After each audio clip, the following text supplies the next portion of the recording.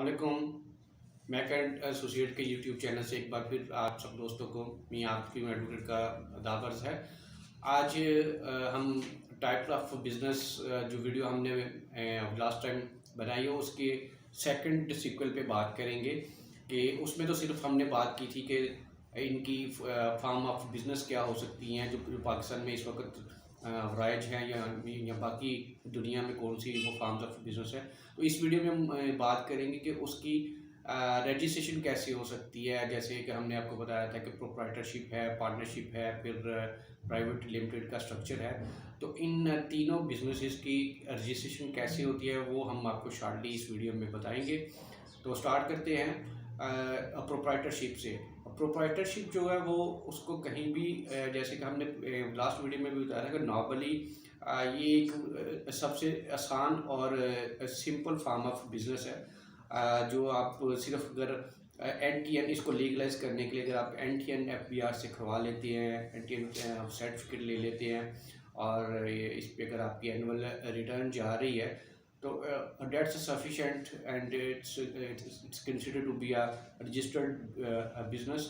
अगर आपके बिजनेस की कुछ नेचर ऐसी नहीं है जिसमें कुछ अदर डिपार्टमेंट्स की आपको रजिस्ट्रेशन रिक्वायर्ड हो, लेट्स से कि आप अगर क्लिनिक चला रहे हैं, आप डॉक्टर हैं, तो उस सूरत में आपको PHC Punjab health care commission का सर्टिफिकेट लेना पड़ता है।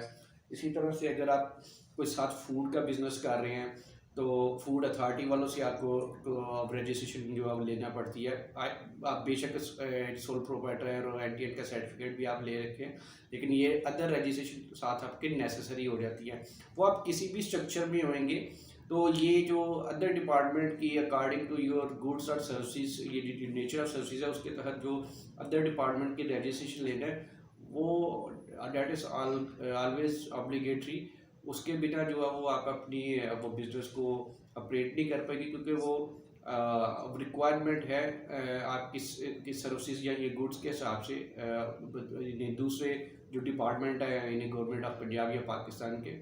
तो लिहाजा हम जो वो प्रोप्राइटरशिप की बात कर रहे थे, तो बाज़ आप कुछ ऐसा बिज़नेस कर रहे होते हैं उसके लिए आपको टिडाप की जो है वो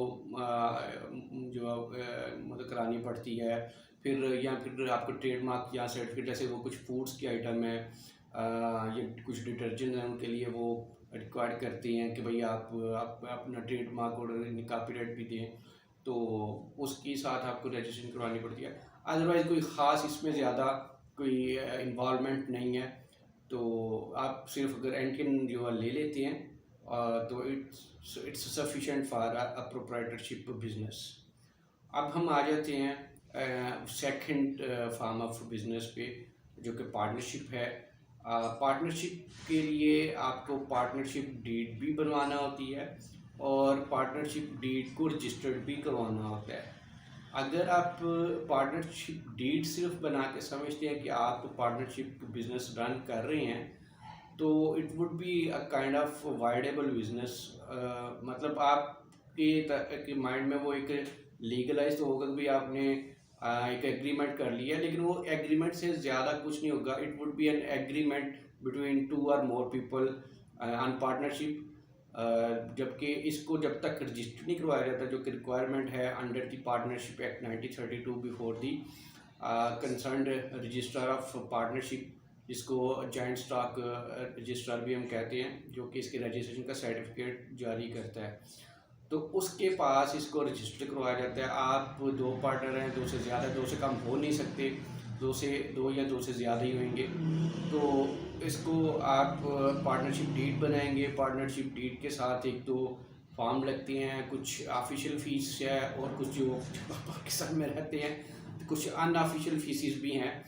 तो वो भी आपको या आपके अटर्नी को जो आपका कंसल्टेंट है you have to pay to the department officials, official और अनऑफिशियल फ़ीस। ऑफिशियल फ़ीस तो इसकी विद इन 1000 है, जबकि अनऑफिशियल जो है वो पर्सन टू पर्सन और डिपार्टमेंट टू डिपार्टमेंट वेरी करता है।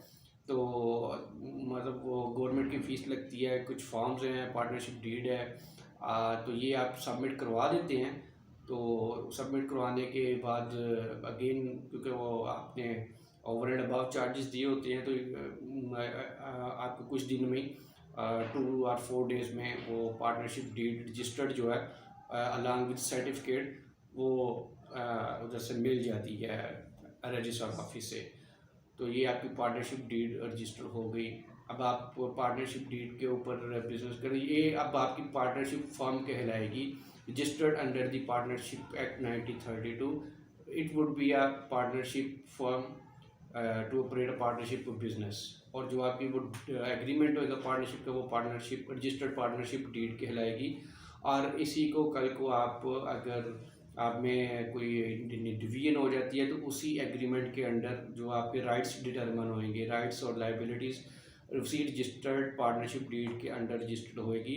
और इसको कल को डिज़ोल्व भी आपको अपनी मर्ज़ी से नहीं, मतलब मर्ज़ी से तो कर सकते हैं, लेकिन उस डेजोलेशन को भी आपको बिफोर द रजिस्टर्ड करवाना होएगा। तो इसके डेजोलेशन का भी अलग से प्रोसेस और तरीक़ाकार है, और उसके प्रोज एंड कॉन्स हैं, और उसमें आपके सक्सेसर जो इन्वॉल्व होते हैं नहीं होते, अगर in case of death of one partner क्या सिचुएशन होती है। तो ये इसके अलाइड क्वेश्चंस हैं। डेजोल्यूशन पे या टर्मिनेशन पे मैं नहीं जाऊंगा आज की, चूँकि वीडियो हमारी सिर्फ इनकॉर्पोरेशन, रजिस्ट्रेशन और इनको लीगल कवर देने के हवाले से, ये जो 3 रिकग्नाइज्ड फार्म्स ऑफ बिजनेस हैं उनकी जो अब उनको लीगलाइज करने की, उनके रजिस्ट्रेशन करने के हवाले से, तो इसलिए ये इसके नेक्स्ट वाली वीडियो, मतलब यानी जो कि हमारी 3rd वीडियो इस टॉपिक के ऊपर हो सकती है, उसमें हम इनकी डेजोल्यूशन या इनकी टर्मिनेशन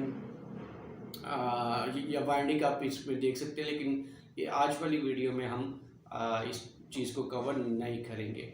तो आगे चलते हैं कि जो तीसरा और सबसे रिकग्नाइज्ड और स्टैंडर्डाइज्ड फॉर्म ऑफ बिजनेस है, which is a private limited company. वो रजिस्टर्ड होती है security exchange and commission Pakistan के साथ, SCCP पाकिस्तान इसको रजिस्टर्ड करता है अंडर द कंपनीज एक्ट 2017 से। पहले ये कंपनीज ऑर्डिनेंस जो काफ़ी पुराना चल रहा था, 1984 का बना हुआ था, लेकिन 17 में ये एक्ट ऑफ पार्लियामेंट बन गया। तो उसके तहत जो है वो आप अपनी कंपनी रजिस्टर्ड करवा सकते हैं। कंपनी रजिस्टर्ड करवाने के लिए भी you need to have at least 2 directors. तो आपको कम से कम 2 लोग चाहिए एक प्राइवेट लिमिटेड फार्मूलेट करने के लिए। लेकिन एक इसकी एक्सेप्शन भी है। 2003 में रूल्स फार्मूलेट हुए थे सिंगल मेंबर कंपनी के लिए, तो उनके तहत आप प्राइवेट लिमिटेड एक डायरेक्टर के साथ भी बना सकते हैं, जो कि आपकी सिंगल SMC प्राइवेट लिमिटेड कहलाएगी। उसके नाम में ये चीज़ लिखी जाएगी कि ABC SMC प्राइवेट लिमिटेड। ठीक हो गया। उसके लिए आपको एक नॉमिनी उसमें भी देना पड़ता है। अल्टीमेटली बंदे आपको 2 ही कहीं ना कहीं जो है वो, लेकिन वो कागज़ों में कहीं नहीं आता। आप उसके चीफ एग्जीक्यूटिव ऑफिसर होते हैं, आप उसके डायरेक्टर होते हैं, और जो नॉमिनी होता है वो आप किसी का भी नाम अपने बहन भैया जिसका चाहे नॉमिनी के तौर पे दे सकते हैं। तो ये एक मतलब इसकी बेसिक रिक्वायरमेंट बता रहा था कि इसमें कितने पर्सन होंगे तो ये रजिस्टर्ड होगी। अब इसमें आ गया ऑथराइज कैपिटल या मिनिमम वो कैपिटल जो आपने शो करना होता है कि हम भाई इस इनकम से या इस कैपिटल से अपनी इस कंपनी को ऑपरेट करने जा रहे हैं।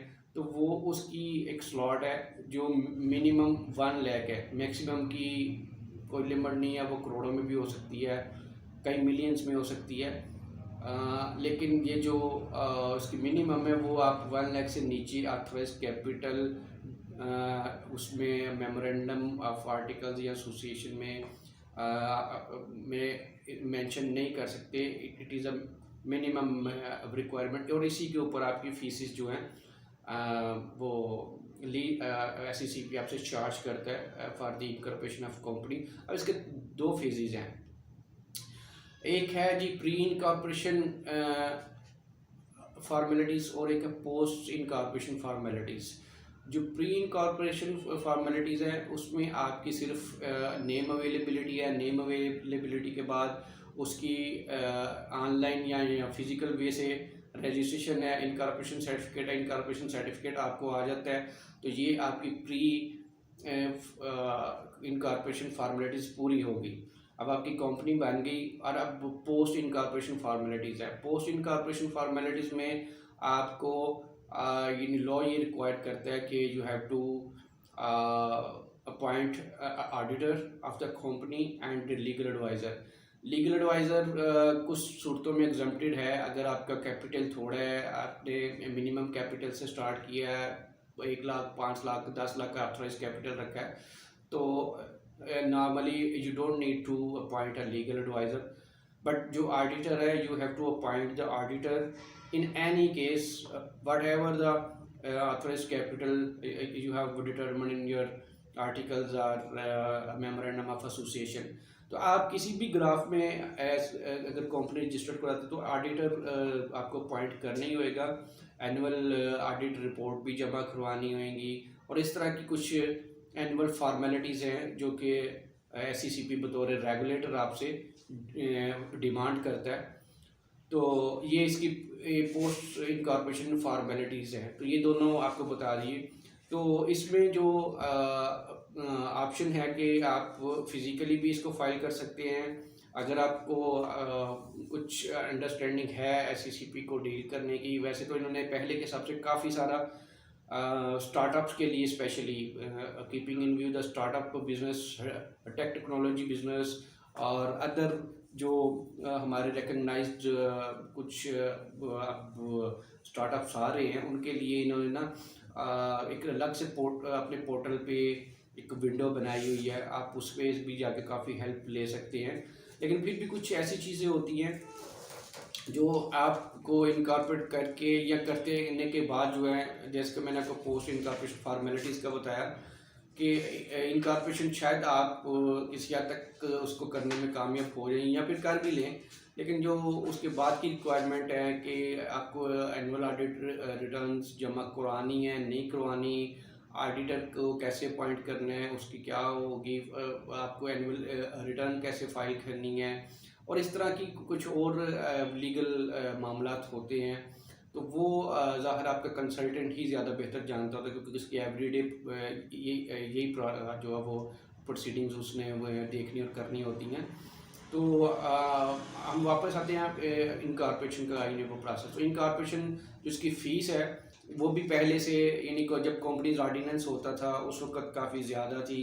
फ़िज़िकल तो फॉर्म फाइलिंग की सूरत में बहुत ज़्यादा थी, लेकिन ऑनलाइन में उस वक्त भी हाफ होती थी। तो अब उन्होंने ऑनलाइन काफ़ी रिड्यूस कर दी हैं। तो अगर आप मिनिमम कैपिटल से यानी कर रहे हैं तो ये आपको बहुत ही मिनिमम जो है वो फ़ीस के साथ, जो कि आप कैलकुलेट भी कर सकते हैं इनकी वेबसाइट पे जाके।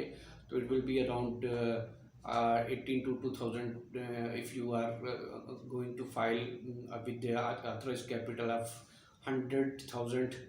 तो 100,000 रुपीज़ के साथ अगर आप इनकॉर्पोरेट करवाने जा रहे हैं तो इसका जो प्री इनकॉर्पोरेशन फ़ीस है it would B only 2,000 rupees. Almost over and above हो सकते हैं, ऊपर नीचे थोड़ा सा ज़्यादा फ़र्क नहीं होगा।